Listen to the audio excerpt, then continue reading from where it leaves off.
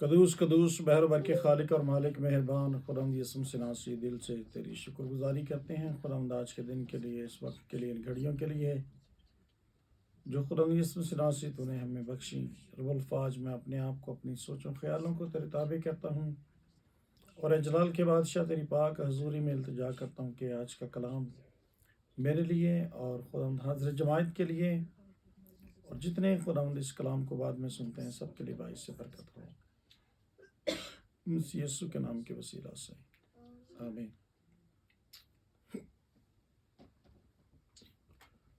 Hallelujah. तो आए हम खुदावंद के मुकद्दस कलाम की तरफ बढ़ते हैं और खुदावंद के मुकद्दस कलाम में से आज हम जो बातें सीखने वाले हैं,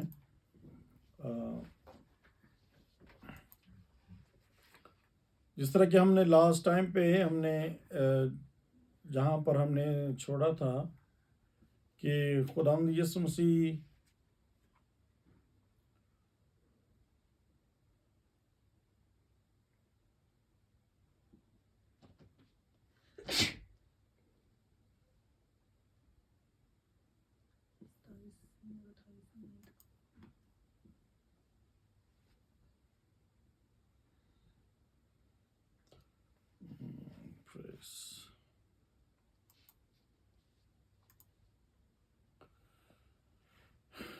खुदावंद यीशु मसीह का दावतनामा जो है वो किन के लिए है? जो अपने आप के अंदर गुनाह की पहचान रखते हैं और जो इस बात को रियलाइज करते हैं कि आई डिड समथिंग रॉन्ग, तो उनके लिए ये दावतनामा है। खुदावंद यीशु मसीह ने कहा कि ऐ सब थके बोझ के मांदे लोगों, सब मेरे पास आओ, मैं तुम्हें आराम दूंगा। तो ये उनके लिए है जो अपने आप को ये रियलाइज करते हैं अपनी लाइफ में, अपनी ज़िंदगी में कि मेरी ज़िंदगी में ये कुछ गलत है, मैंने कुछ गलत किया है, गलत हो रहा है, कर रहा हूँ।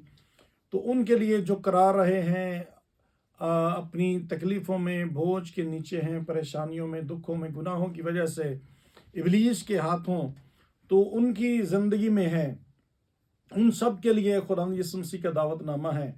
तो यहाँ पर हमने चंद एक एग्जाम्पल्स देखी थी जिसमें हमने मुशर्रफ बेटे का हमने लास्ट में देखा कि उसने क्या किया कि उसने होश में आकर उसको पता चल गया कि मैंने ये गलत किया है। अपने बाप की हजूरी से, अपने बाप के घर से निकलकर उसे एहसास हुआ, होश में आना। तो जब इंसान होश में आता है मीन्स कि उसको समझ आ गई, तो उसने अंडरस्टैंड कर लिया कि मैंने अपने बाप का घर छोड़कर मैंने गलत किया है।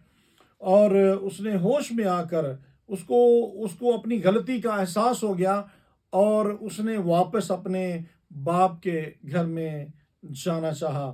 और फिर हम देखते हैं कि हमने इस बात को भी देखा कि एक फरीसी जो है, इसकी एग्जाम्पल हमने देखी कि एक फरीसी जो है वो अपने आप को बहुत ज़्यादा कहता है कि मैं हफ्ते में रोज़ा रखता हूँ, मैं बड़ा परहेजगार हूँ, इस तरह की मेरी लाइफ है, ये है वो है, मैं इस तरह रोज़े रखता हूँ। और उसके बरक्स जो है हमने देखा कि एक मसूल लेने वाला शख्स जो है उसने देखा कि उसने अपने आप को रियलाइज किया कि मैं गुनहगार हूँ। उसने इकरार किया कि ऐ खुदावंद मुझ गुनहगार पर रहम कर। उसका यहाँ पर इकरार नजर आता है, कन्फेशन। उसने कन्फेस किया कि खुदावंद मैं गुनहगार हूँ और उसने इतना भी ना चाहा कि अपनी आंख जो है वो आसमान की तरफ उठा सके, अपने खुदा की तरफ उठा सके। तो उसने भी रियलाइज किया और जो रियलाइज करता है, यहाँ पर भी हम देखते हैं कि खुदा ने उसकी तौबा को, उसकी दुआ को तो सुन लिया, जिसने अपने गुनाहगार होने का एतराफ़ किया और जिसने अपनी ज़िंदगी में ये महसूस किया कि मैंने गलत किया है, मैं गुनहगार हूँ, मैं गुनाह कर रहा हूँ, गुनाह की ज़िंदगी बसर कर रहा हूँ। और उसने तौबा की और अपने गुनाहों का इकरार किया। और जो गुनाहों का इकरार करता है बाइबल मुकद्दस कहती है कि खुदा उस पर रहमत कर देता है, और खुदावंद ने उस पर रहमत की और उसने अपने गुनाहों का इकरार किया। और इसके बाद हम बाइबल मुकद्दस में यहाँ तक हमने लिखा था, और इससे अगला हवाला आप लिख सकते हैं, अमाल की किताब उसका दूसरा बाब उसकी 37 वर्स है। तो वहाँ पर भी हमें कुछ लोग नजर आते हैं, चंद लोग नहीं, अबाउट 3000 पीपल। हम वहाँ पर देखते हैं कि 3000 लोग जो हैं, जब पतरस ने कलाम सुनाया वहां पर अमाल की किताब में, तो ये दूसरा बाब उसकी 37वीं आयत में, तो बाइबल मुकद्दस में लिखा है कि जब उन्होंने ये सुना, मीन्स कि उन्होंने खुदावंद यीशु मसीह का कलाम सुना, उन्होंने खुदावंद यीशु मसीह की टेस्टिमनी सुनी, खुदावंद यीशु मसीह की कुदरत के बारे में सुना, और खुदावंद यीशु मसीह के बारे में उन्होंने जाना। तो हमने पिछले हवाला जात में ये सीखा है कि हमेशा की जिंदगी क्या है। हमेशा की जिंदगी क्या है? हमेशा की जिंदगी है कि खुदावंद यीशु मसीह को जान लेना। जब हम पूरे तौर पे खुदावंद यीशु मसीह को जान लेते हैं तो हमें हमेशा की जिंदगी मिल जाती है।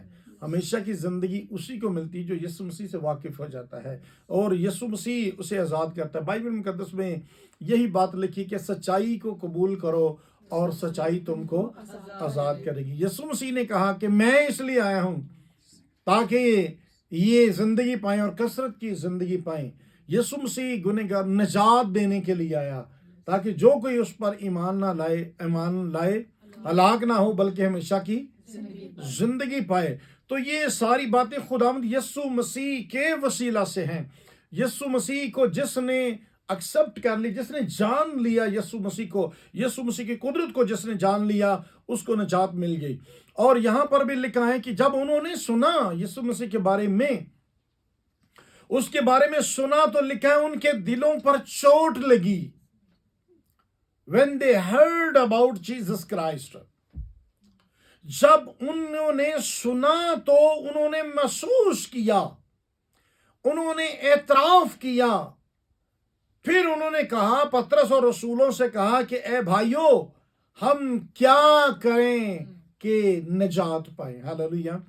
तो उन्होंने इस बात को फील किया कि वी डिड समथिंग रॉन्ग। उनके दिलों पर चोट लगी, उनके दिलों को चोट लगी और उन्होंने फील किया कि हमें क्या करें, अब क्या करें कि हम निजात पाएं।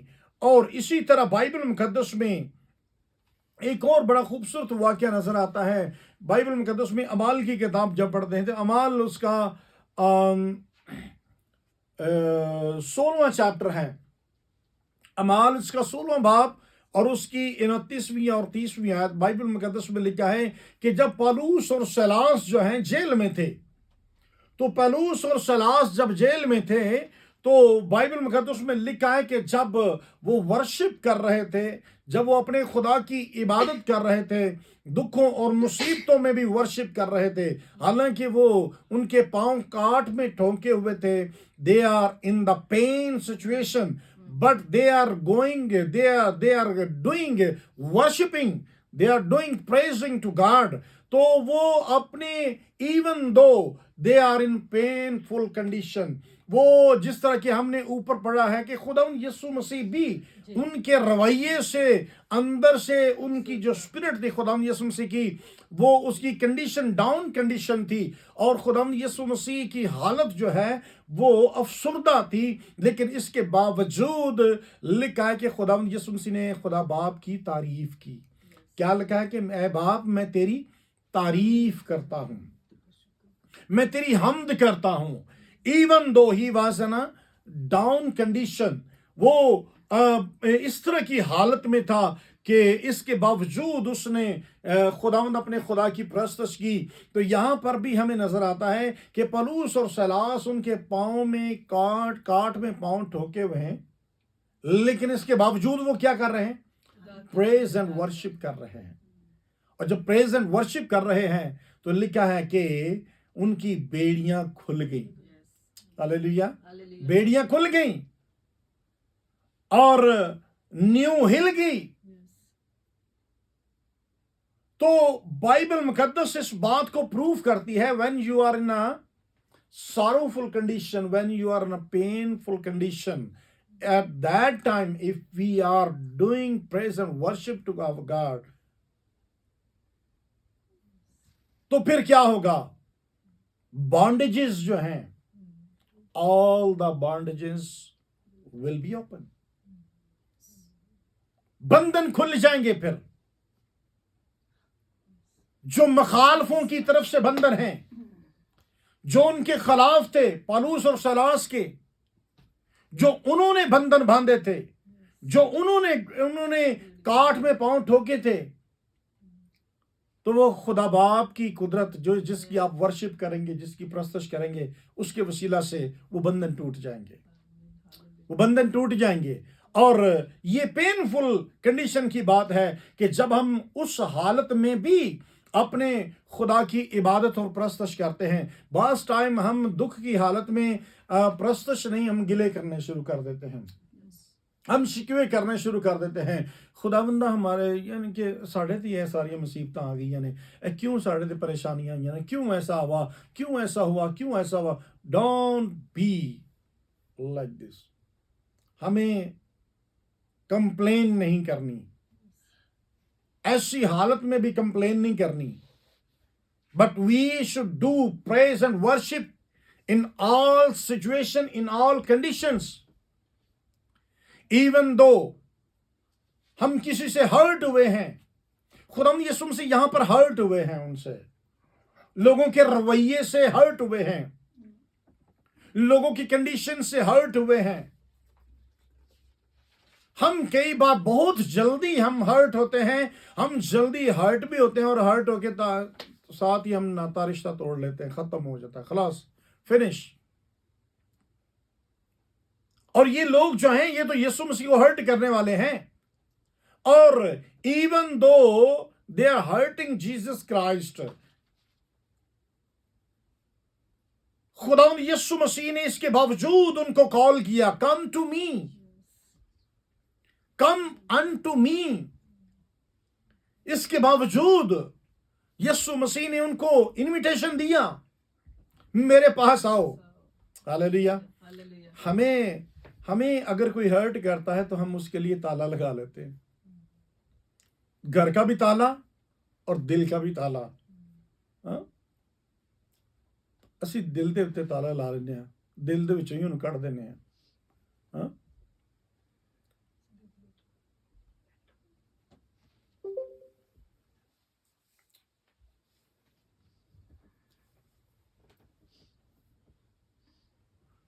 सो हम क्या करते हैं, अगर कोई हमें हर्ट करता है, हम उसका अब घर में आना जाना बंद कर देते हैं।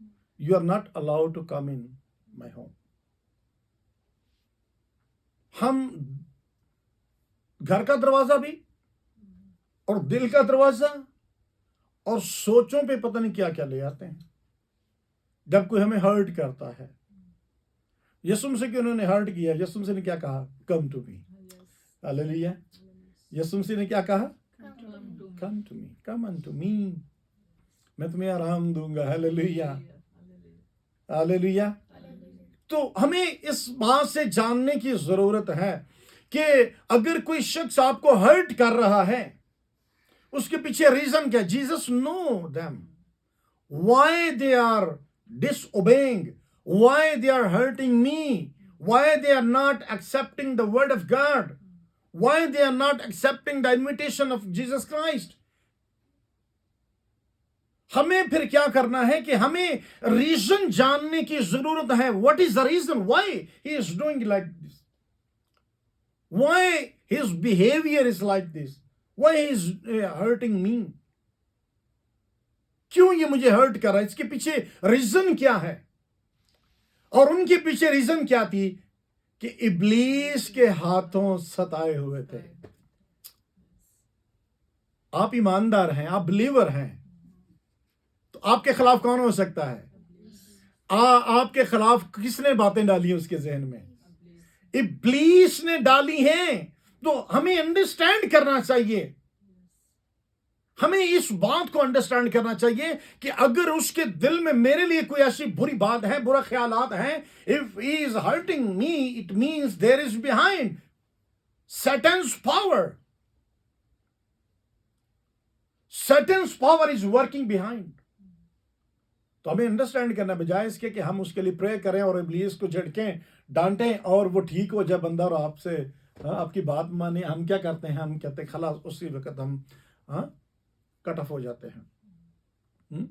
हम कट ऑफ हो जाते हैं। हम बजाय इसके हम रीजन नहीं जानते, हम बहुत दफा फौरन उसी तरह उसी वक्त हम डिसीजन लेते थे, खलास इसने नहीं मेरी कॉल नहीं उठाई, खत्म, आज के बाद खत्म।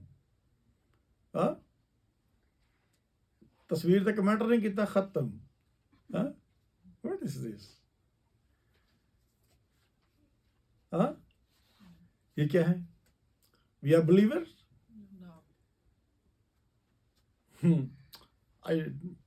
रियली मैं आई एम नॉट एग्री। हम मैच्योर लोग हैं, हम खुदा के लोग हैं, मसीही लोग हैं, हमारे अंदर मसीह की मोहब्बत, मसीह जैसा रवैया, वैसा ही मिजाज रखो जैसा मसीह यीशु का था। यीशु मसीह का मिजाज कैसा है? फॉरगिवन, माफी का। हालेलुया। वो इतना बड़ा गुनाह कर दिया, उसको माफ कर दिया, तेरी तस्वीर से कमेंट नहीं किया तू, कहना खलास खत्म। What is it? Believer? We are not believer. अगर हमारे अंदर माफी का रूह नहीं है, हम माफ करने वाले नहीं हैं, हम रीजन जानने वाले नहीं हैं। If somebody didn't comment on your photos, maybe he was busy. Try to know the reason why.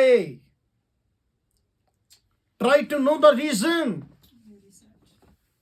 आज बहुत सारे खानदानों में, जिंदगियों में ये चीजें हैं। खानदानों में ऐसी प्रॉब्लम्स पैदा हो रही हैं कि लोग रीजन नहीं जानते। उसने मुझे इतने दिनों से कॉल नहीं की, मैंने भी नहीं करनी।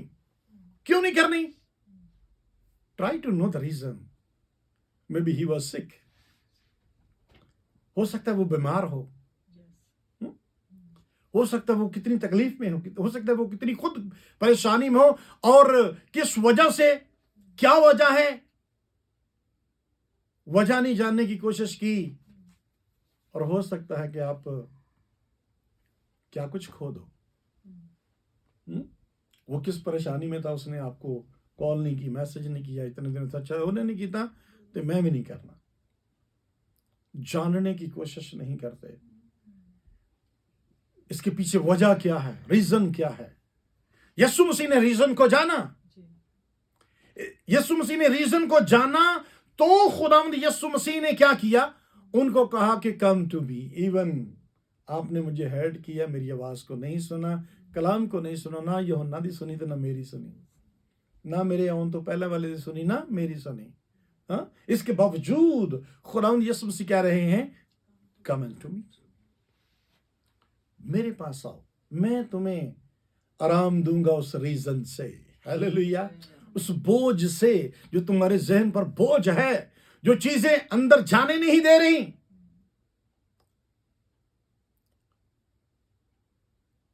आपकी सोचें, आपके ख्यालात ऑलरेडी फिल्ड हैं।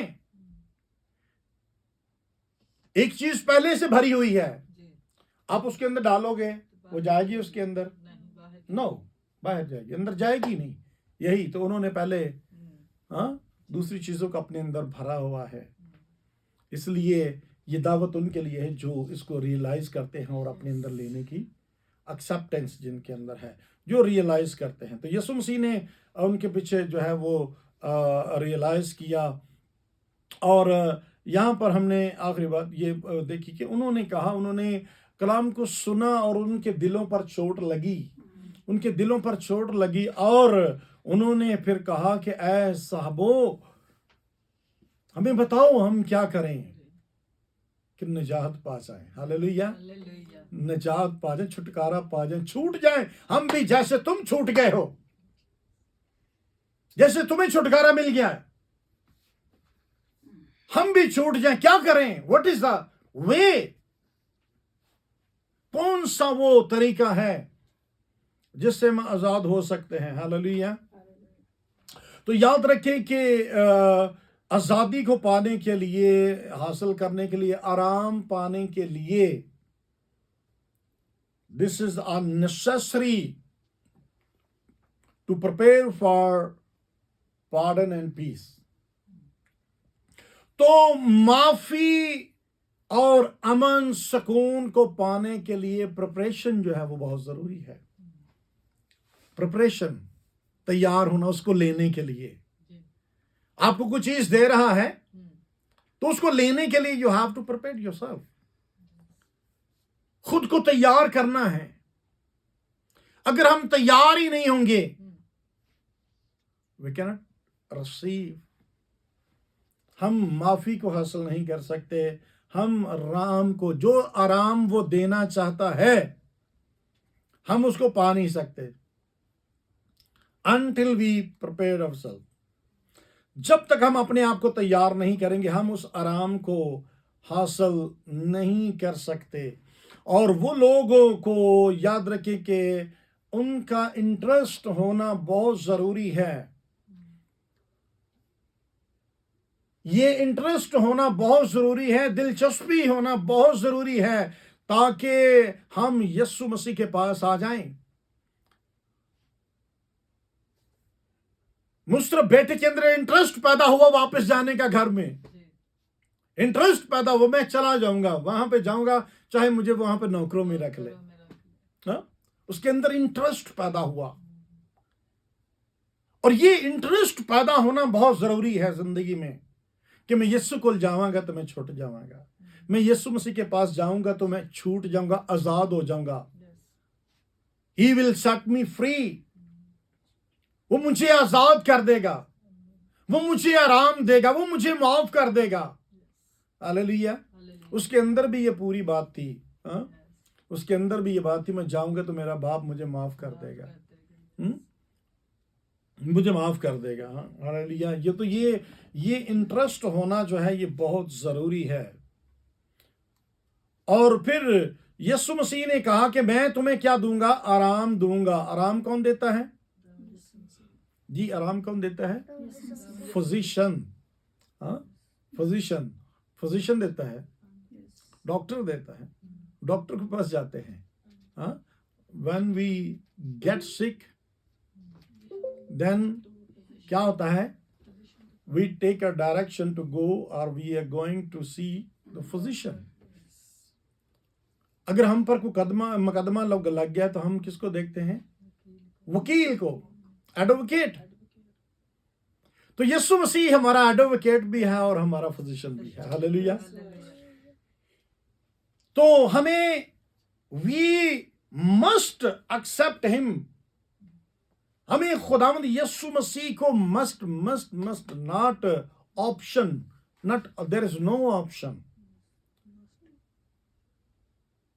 As we discussed before, only there is a one way।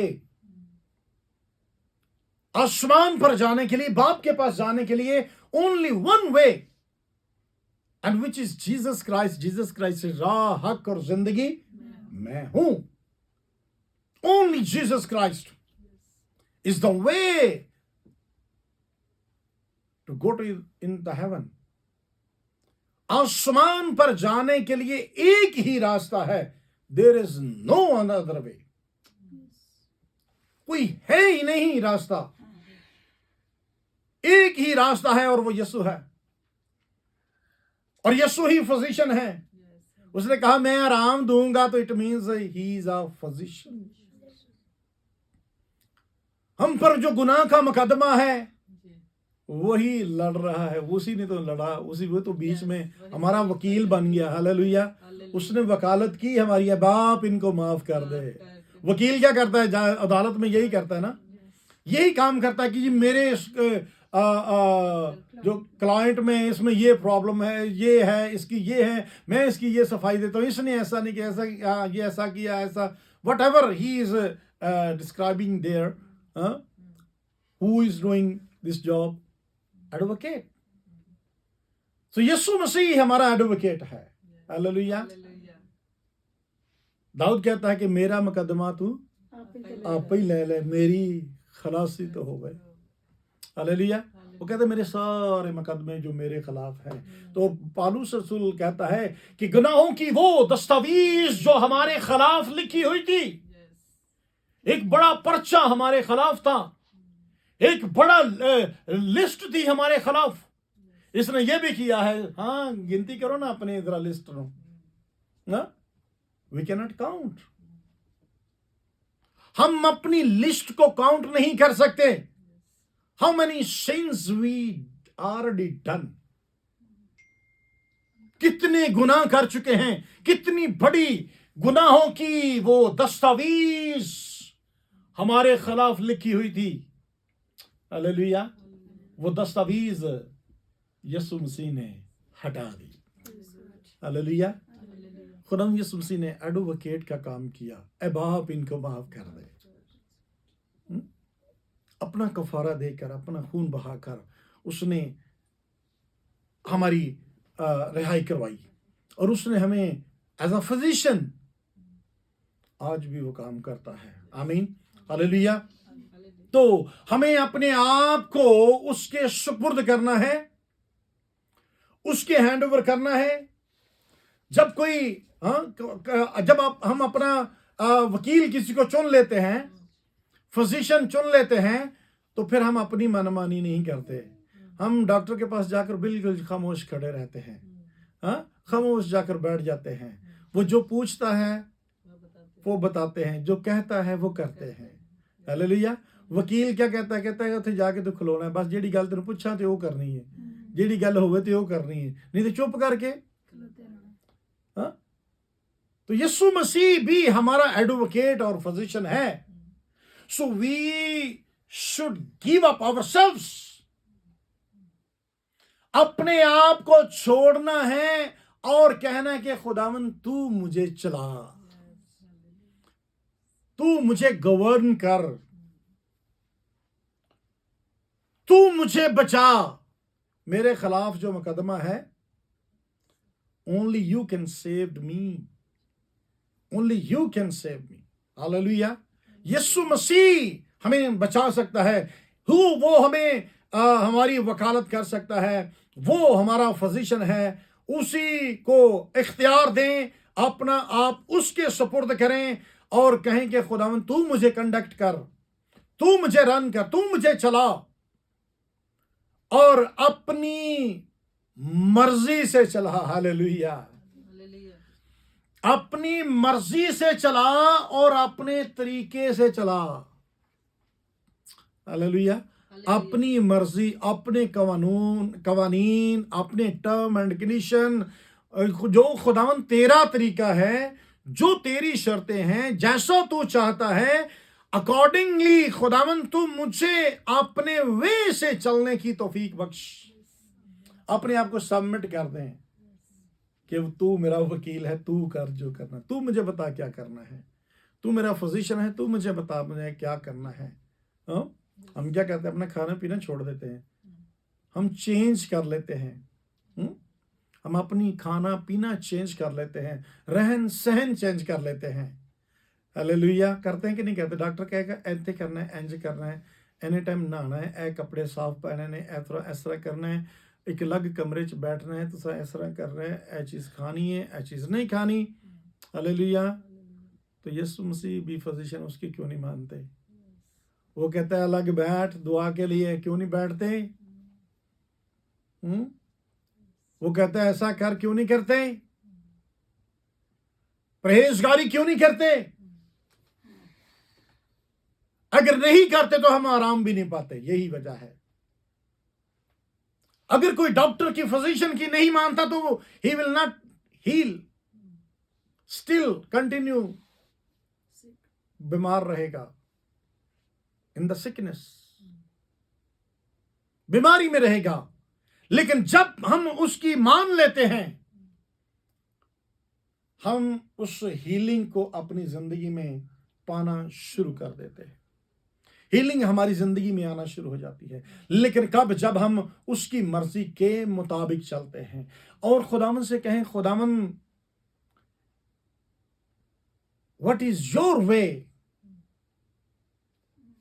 अपनी मर्जी जैसा तू मुझे बताएगा और जैसे जो तेरा तरीका, जो टर्म कंडीशन तेरी हैं, मैं उसके मुताबिक करूंगा। तो जब हम ऐसा करते हैं, और याद रखें कि हम जब आते हैं तो सारा कुछ खोल के, हाँ, डॉक्टर के फिजिशियन के पास जाते हैं तो हम क्या करते हैं, हम सारा कुछ खोल के उसको बता देते हैं कि मुझे ये है, ये है, ये है, ये है, और एक तरह का हम रिलैक्स अपनी सोच उसको दे देते हैं जिस वजह। तो इसी तरह अपने यीशु मसीह के पास आए तो अपने सारे बर्डन जो हैं, ए बोझ तले दबे लोगों, सब अपने बोझ मुझे दे दो। हालेलुया। यीशु मसीह के पास आकर भी बर्डन अपने ऊपर ही रखते हैं। This is not good, means we are not getting benefit to come to Jesus Christ. We should share our burdens. We should cast down our burden and put upon Jesus Christ. हमें अपने बोझ उतारने हैं और यीशु मसीह पर डालने हैं। वो खुद कह रहा है मुझे दे दो। हालेलुया। वो खुद कह रहा है कि अपने बोझ मुझे दे दो, मैं तुम्हें आराम दूंगा। हालेलुया। तो यही तो खुशखबरी है। रूह भी कहती है, कलीसिया भी कहती है, यीशु मसीह कहता है कि आ जाओ, आओ, कम टू मी। दुल्हन कहती है कम।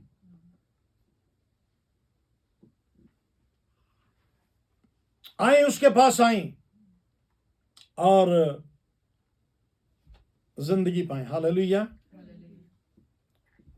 तो ये ब्लेसिंग, ये बरकत उन पर आती है, याद रखें, जो आ जाते हैं फिर।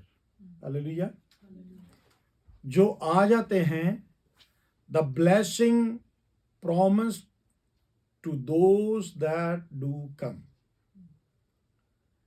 ये वादा उनके लिए किया गया है जो फिर आते हैं।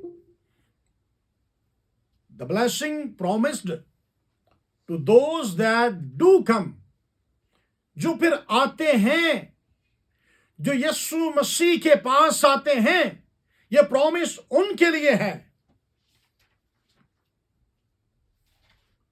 बाइबल मुकद्दस में जब पढ़ते हैं तो इसका जेनेसिस की किताब है, जेनेसिस 5वां बाब उसकी 29वीं आयत। तो बाइबल मुकद्दस में लिखा है कि तो यीशु मसीह, मैं इसको थोड़ा यूं करना चाहूँ कि यीशु मसीह जो है वो हमें आराम देता है। आमीन, हालेलुया। यीशु मसीह हमें आराम देता है। और मैं शायद लास्ट वीक में हम फ्राइडे को मैं शेयर कर रहा था कि यीशु मसीह जो है वो हमें आराम देने वाला है, और यीशु मसीह हमारी ज़िंदगी में एज अ न्यू काम करता है। New, I was sharing with some believers, तो मैं शेयर कर रहा था कि यीशु मसीह हमारी ज़िंदगी में न्यू की तरह काम करता है। कि नू का मतलब है आराम। जो नू है ना, नू नबी जो है, नू का मतलब है आराम। तो यीशु मसीह आराम, नू जो है, यीशु मसीह नू की तरह हमारी जिंदगी में काम करता है। तो नू का मतलब आराम है। इसका मीनिंग आप लिख लें, कहां पर लिखा है, ये 5वें बाब की जो 29वीं आयत है वहां पर आपको मिलेगा कि नू का मतलब है आराम, आराम देने वाला, आराम। तो लिखा है बाइबल में, कहते हैं उसमें लिखा है कि जब उन्होंने उसका नाम नू रखा, ये 5वें बाब की 29वीं आयत है, जेनेसिस पैदाइश की किताब 5वां बाब उसकी 29वीं आयत में, वहां पर लिखा कि उन्होंने उसका नाम नू रखा और कहा कि ये हमारे हाथों की मेहनत और मशक्कत जो जमीन के सबब से है, जिस पर खुदा ने लानत की, हमें आराम देगा। क्या देगा? ये कहकर उन्होंने नाम रखा, नू रखा, मीन्स के आराम देगा। तो यीशु मसीह हमारी जिंदगी में ऐसा नू काम करता है, आराम देता है। हालेलुया। तो यीशु मसीह ऐसा नू हमारी जिंदगी में काम करता है और नू आराम देता है। इसको हम प्रूव करते हैं। नूह की जिंदगी में हम प्रूव करते हैं कि उसने आराम दिया। कैसे आराम दिया? हम बाइबल मुकद्दस में जैसा मैंने अभी आपको एक पॉइंट लिखवाया है कि the blessing promise to those that do come, जो आते हैं उनको आराम मिलता है। हालेलुया। जो अंडरस्टैंड करते, पहले हमने हमारा पॉइंट था कि जो अंडरस्टैंड करते गुनाहों को अपनी जिंदगी में, रियलाइज करते हैं उनकी जिंदगी में, और फिर उनकी जिंदगी में जो आ जाते हैं फिर। हालेलुया। और इसको प्रूव कैसे करेंगे? बाइबल मुकद्दस में इसी जेनेसिस की 8वें बाब की 9वीं आयत को, तो जेनेसिस 8वें बाब की 9वीं आयत को बाइबल मुकद्दस में लिखा है कि उस कबूतरी ने पंजा टेकने की जगह ना पाई जिसको नूह ने छोड़ा था। 8वें बाब की 9वीं आयत में उसने पंजा टेकने की जगह ना पाई और उसके पास कश्ती को लौट आई। हालेलुया। वापस आई। हाँ, और फिर लिखा है कि तब उसने हाथ बढ़ाकर उसे ले लिया और अपने पास कश्ती में रखा। हालेलुया। इट मीन्स के उसने पंजा टेकने की जगह द होल डे, सारा दिन उड़ती रही तो सारा दिन उड़ के की होगी, थक गई। यसुम मसीह ने क्या, ऐ सारे थके मांदे हो, थकी हुई, हारी हुई, कहीं जगह आराम की ना मिली, नूह मिला। हालेलुया। वापस लौट आई। आमीन। वापस लौट आई। तो ये वापस लौटना क्या है? ये तौबा है। आप लोगों ने सीखा हुआ है? तौबा क्या होता है? टर्न अबाउट, लौटना, वापस, टर्न लेना। तो इस कबूतरी ने टर्न लिया। हालेलुया। इसने टर्न लिया, ये लौटी, वापस लौटी। तौबा की तरफ इशारा है कि लौटी ये वापस। तो जो लौट आता है, जो वापस आता है, ये ब्लेसिंग, ये प्रॉमिस उसके लिए है। हालेलुया। तो लिखा है कि वो उसको कहीं जगह ना मिली और उसके पास कश्ती को लौट आई। तो ये लौटना, लौटने वालों के लिए ब्लेसिंग है। हालेलुया। मुशर्रफ बेटा लौट आया। आमीन। हालेलुया। तो लौट आने वालों के लिए ब्लेसिंग, उनके लिए प्रॉमिस है। और जब कोई लौट आता है, लिखा है कि यहां पर उसने हाथ बढ़ाकर उसे ले लिया। हालेलुया। मुशर्रफ बेटे के बाप ने क्या किया? हालेलुया। आमीन। जब वो लौट आया तो उसने हाथ फैलाए। आमीन। हाथ फैला लिए उसने अपने सीने से लगाने के लिए, अपने घर में उतारने के लिए, अपने माहौल में उतारने के लिए, उसको ताज पहनाने के लिए, उसको इज्जत देने के लिए, उसको दोबारा बहाल करने के लिए। हालेलुया। तो जब भी कोई शख्स भी लौट आता है, जब कोई लौट आता है तो वो इज्जत पाता है। जब कोई लौट आता है तो बहाल हो जाता है। जब कोई लौट आता है तो वो आराम पाता है। हालेलुया। उथे हाँ सूर चरांदा सी। हालेलुया। इथे आके फिर हाँ बादशाही करन लग पिया, हुकूमत करन लग गया। इहदे घर नौकर चौकर सन। कहता है कि मेरे बाप के घर में इतने नौकर जो हैं वो फरावानी से खाते हैं। हालेलुया। उथे हाँ की करता सी, नौकरी करता सी।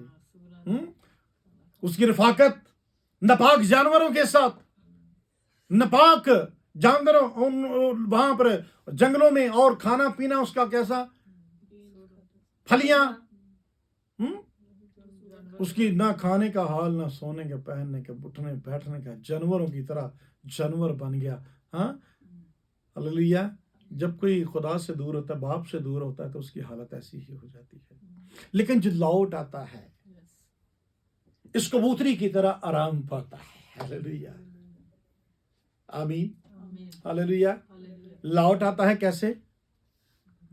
लौट आता है तो लौटना है। जो लौट आते हैं, लौट आने वालों के लिए ये ब्लेसिंग है, ये प्रॉमिस है। ऐ सब बहुत से लगे हुए लोग। हाँ, ये वो सारी दुनिया नहीं, प्लीज इसको याद रखना है अपनी लाइफ में। कौन से लोग हैं? जो इसको एक्सेप्ट कर लेते हैं, जो अपने गुनाह को पहचानते, इकरार करते, रियलाइज करते और फिर वापस आते हैं, उनके लिए ये प्रॉमिस है, उन सब के लिए ये है इसका मतलब। लेकिन कि सब मेरे पास आओ मीन्स कि वो सब के सब आ जाओ जो अपने आप को रियलाइज करते हैं कि हाँ मैं गुनहगार हूं, पहचान हो जाती है इसका। कि मैं गुनहगार हूं, I am a sinner, I did the sin, I have to come. मुझे अपने आप को सबमिट करना है, उसके हुजूर सबमिट करना है, तो यकीनन हमारा खुदा जो है वो हमें बचाने की कुदरत रखता है। वो हमारा फिजिशियन, हमारा एडवोकेट है। हालेलुया, आमीन, हालेलुया। तो बहुत सारी आगे बातें हैं जो मैं अभी शॉर्ट करता हूँ, तो फिर ऐसा है कि इसको हम नेक्स्ट टाइम सीखेंगे। नेक्स्ट हमारी 29 और 30 वर्स जो है इसको हम नेक्स्ट कर लेते हैं, आखिरी क्लास कर लेते हैं। सो खुदावंद आपको भी और मुझे भी इस कलाम के वसीला से बड़ी बरकत बख्शे। बोलो आमीन, आमीन। आमीन, आमीन।